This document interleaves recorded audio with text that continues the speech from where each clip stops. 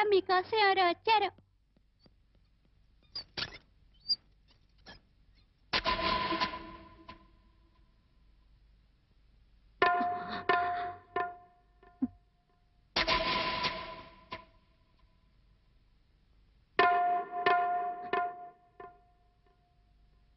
ఎవరమ్మా నువ్వు?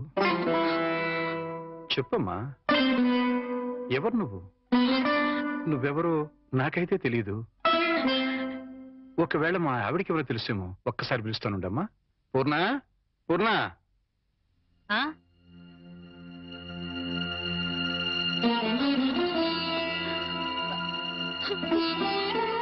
ఎవరమ్మా నువ్వు అంటే సమాధానం చెప్పడం లేదు. ఈవిడి గారు ఎవరో నీకెవరో తెలుసా? నాకు తెలీదండి. ఎప్పుడు చూసిన గుర్తు కూడా లేదు. నన్నలా పిలవకమ్మా. నన్నలా పిలిచే హక్కు నా కూతురు సీతకొక్కదానికే ఉంది. నీకేం కావాలి? ఏమిటే చూడబోతే ఆవిడ చాలా ధనవంతురాల్లో ఉంది. ఏదో కావాలని నీ పెంకుటింటి ముందు నిలబడి అడగాల్సిన కర్మ ఆవిడకేం పట్టిందే? చూడు, ఆవిడ కట్టుకున్న చీర చూడు. నీ జీవితంలో ఎప్పుడైనా అంత ఖరీదైన చీర కట్టుకున్నావా? ఏదో సంసారపక్షంగా సగటిల్లాలుగా బతికేస్తున్న నీ ఇంటికి అంత గొప్ప ఆవిడ ఎందుకు వస్తుంది? ఎవరిదైనా అడ్రస్ కనుక్కోవడానికి వచ్చి ఉంటుంది. అంతే కదమ్మా? మాట్లాడమ్మా. మాట్లాడితే కదా నువ్వెవరో తెలిసేది. మాట్లాడకుండా ఉంటే ఎలా తెలుస్తుందమ్మా? ఒకవేళ మీ దగ్గర చదువుకున్నమ్మా ఏమో, గుర్తు తెచ్చుకోండి. కాదే, నా దగ్గర చదువుకున్న వాళ్ళకి చదువుతో పాటు సంస్కారం, క్రమశిక్షణ కూడా ఉంటాయి. ఈవిడి గారిని చూస్తుంటే ఆ రెండు ఉన్నట్టుగా లేవు. అందుకని ఈవిడ నా శిష్యులు కూడా కాదు. చూడమ్మా, మా అమ్మాయి గుడికెళ్ళే టైం అయింది. నిన్ను చూస్తే మా అల్లుడికి నీకు సంబంధం ఉందని అనుమానపడే అవకాశం ఉంది. దయచేసి ఇక్కడి నుంచి తొందరగా వెళ్ళిపోమ్మా.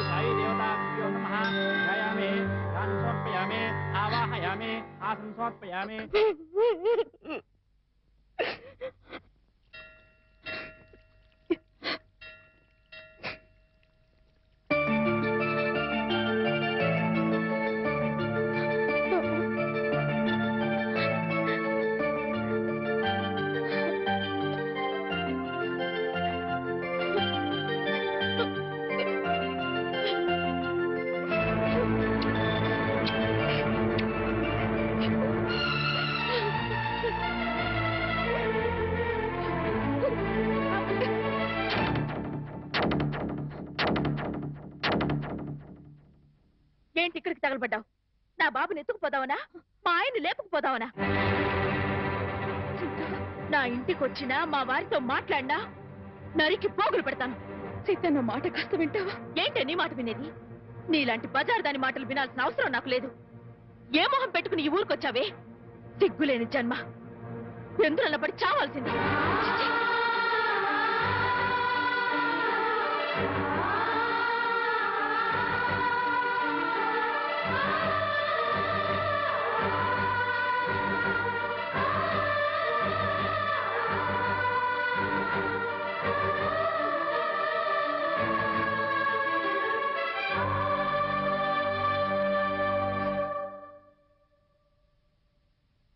వాణి, వాణి, నువ్వు మా ఇంట్లో ఉన్నావని తెలిసి మీ అమ్మ నాన్న వచ్చారు. లోపలికి రమ్మని ఎంత పిలిచినా రావట్లేదు. నీతో మాట్లాడి వెళ్తామని బయటే నుంచున్నారు. నువ్వు వెళ్ళి మాట్లాడిరా.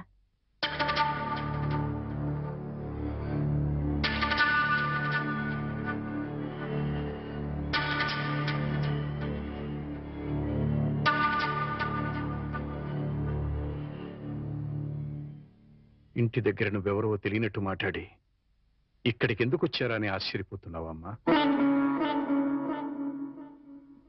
అక్కడ నువ్వు ఎక్కువసేపు ఉంటే అల్లుడు నిన్ను చూస్తాడని పంపించేశావు. అమ్మా, ఈ ముసలి తల్లిదండ్రుల మీద, భర్త మీద నీ కక్ష తీరలేదా? పరువు, మర్యాద, గౌరవం, మనశ్శాంతి అన్నీ పోగొట్టావు. ఇంకా ఏం పోగొడదామని ఇక్కడికి వచ్చావమ్మా? నువ్వు పోగొట్టాలన్నా మా దగ్గర ఇంకేం లేదు.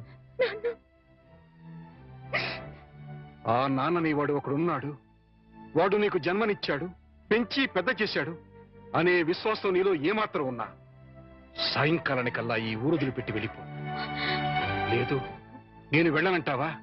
చెప్పు, మేమే ఈ ఊరుదులు పెట్టి వెళ్ళిపోతాం. అమ్మా, నీకు 2 చేతులు ఎత్తి దండం పెడతాను. నా కూతురి జీవితంలో నిప్పులు పోయొద్దు, నా అల్లుడి బ్రతుకు నరకం చేయొద్దు. వెళ్ళిపోమ్మా, ఈ ఊరుదులు పెట్టి వెళ్ళిపోమ్మా. వెళ్ళిపో తల్లి.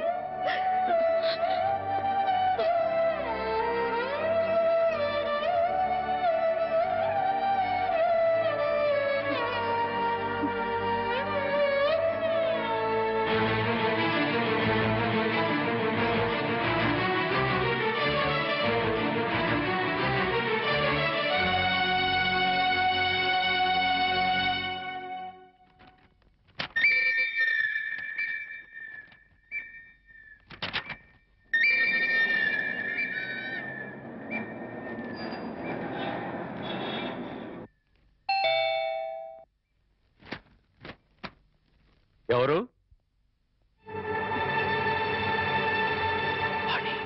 ఏంటి, బాణి వచ్చిందా? వచ్చింది. ఏ మొహం పెట్టుకుని తిరిగి వచ్చావని చెడామడ తిట్టి పారేశాను. అంతేకాదు, ఏం మహాతల్లి, మా ఆయన లేపుకుపోదామని వచ్చావా అని అడగాల్సిన 4 మాటలు అడిగి దులిపి పారేశాను. సరే సరే, అసలు ఎందుకు వచ్చిందో అడిగావా? ఆవిడ గారు ఎందుకొస్తే మాత్రం నాకెందుకని అడగలేదు. నీకు బుద్ధుందా? ఎన్నేళ్ల తర్వాత వచ్చిందంటే పాపం ఏదో కష్టం ఉంటే వచ్చుంటుంది.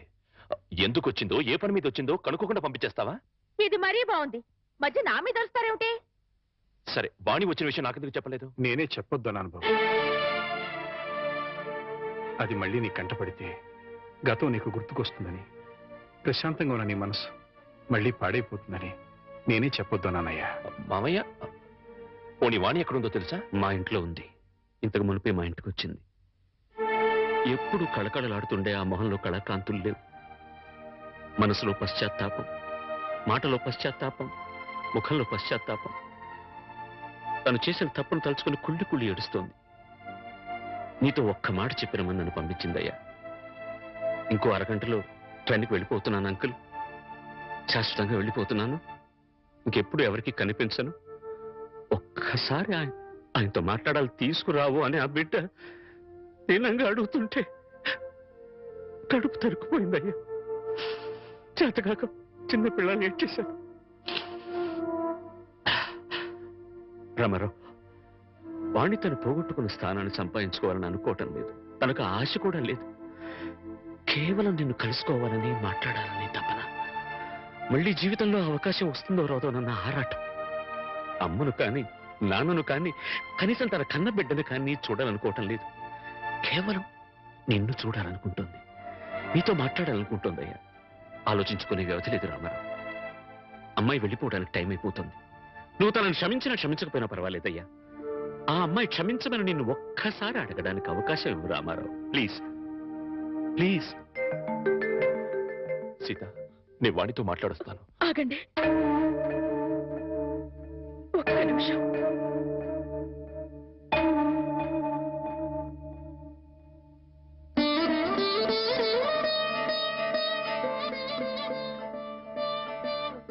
ఆడవాళ్ళు ఎవరొచ్చినా పసుపు కుంకుమ పెట్టి పంపడం ఈ ఇంటి ఆనవాయితీ. ఆవిడ మీకు చేసిన ద్రోహం గుర్తొచ్చి కడుపు మండి తిట్టొచ్చాను. ఈ చీర పెట్టి వేడుకోలు చెప్పిరండి.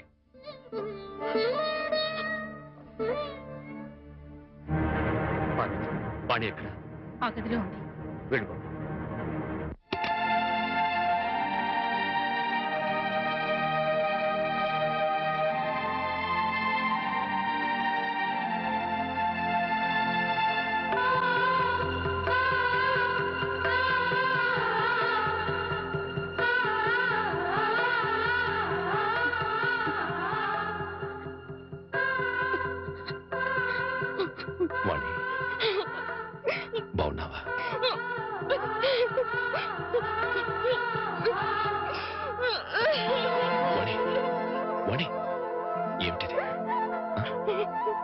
ఇలా కూర్చో.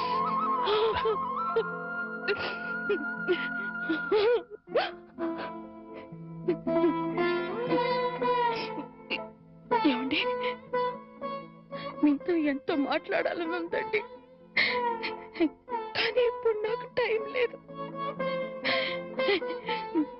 నేను చెడిపోలేదండి, ఒట్టండి. ఎవరు నమ్మినా నమ్మకపోయినా నాకు అనవసరం. మీరు ఒక్కరు నమ్మితే నాకు అదే చాలండి. నమ్ముతున్నారు కదా? నమ్మకపోతే నిన్ను చూడటానికి వచ్చేవాడిని కాదు. చాలండి,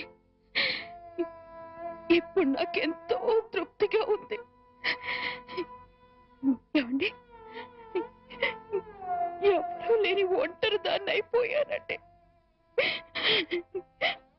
వెళ్ళే ముందు ఒక్కసారి మీ ఒళ్ళో పడుకొని నాకు మీరున్నారనే తృప్తితో వెళ్ళిపోతానండి. ఒప్పుకుంటారు కదా?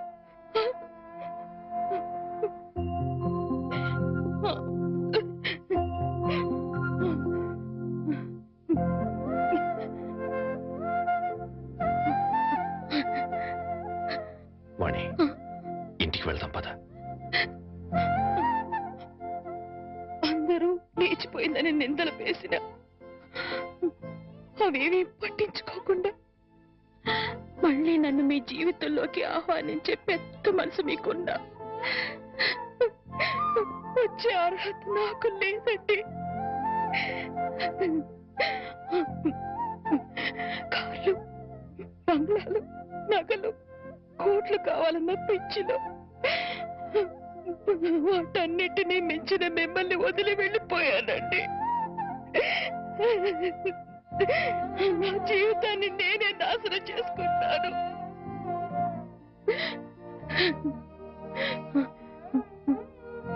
మళ్ళీ ఇంకో జన్మంటూ ఉంటే మీ భారీగానే పుడతానండి. ఆ జన్మలోనైనా అందరూ మెచ్చుకునే భార్యగా